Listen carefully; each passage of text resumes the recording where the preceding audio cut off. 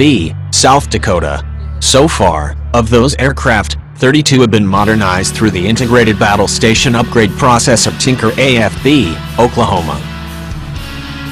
In 2012 and 2013, Boeing began fatigue testing the wing and fuselage, respectively, to validate the predicted life of the B-1B, which at the time was forecast to fly through 2050. With 72% of wing testing and 20% of fuselage fatigue testing now complete, the Air Force estimates the B-1B can operate through 2040 without needing an expensive life extension. Brig General Michael Schmidt, the Air Force's Program Executive Officer for Fighters and Bombers, says B-1B testing is extremely important and helps identify which parts of the swing-wing supersonic bomber need closer inspection and which need repair or replacing, and in what timeline. As of right now, we don't plan a fully fledged life extension, Schmidt confirmed during a September 25 interview. Like the Boeing B-52 and Northrop Grumman B-2, the B-1B was built tough and will fly longer than expected without needing new wings or other major structural upgrades, like smaller fighters and attack aircraft. The B-1B was originally designed to fly 9,681 equivalent flight hours. The data provided by the Fighters and Bombers Directorate at Wright-Patterson AFB, Ohio, shows it lasting far longer.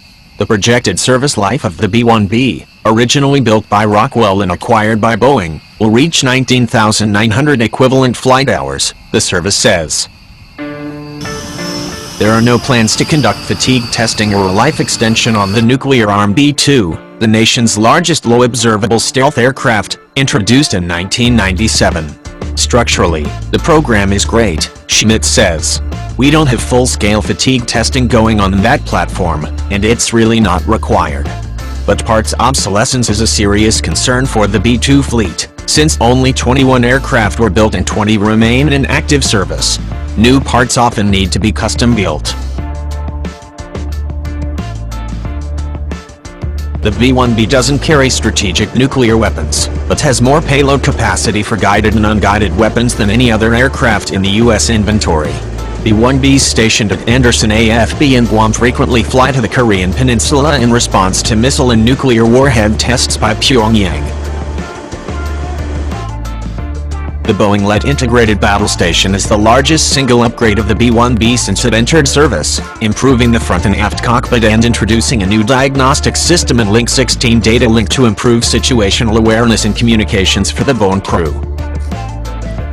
The B-1B was the first aircraft to carry Lockheed Martin's extended-range AGM-158B Joint Air-to-Surface Standoff missile, and Schmidt notes that it is now the threshold platform for the Navy's new AGM-158C long-range anti-ship missile, LRASM.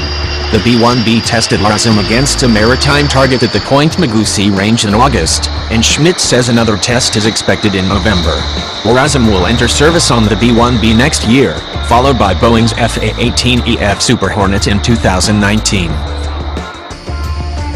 The B-1B is receiving the Rockwell-Collins Multifunctional Information Distribution System Joint Tactical Radio System, MIDS JTRS, terminal for improved communications and networking.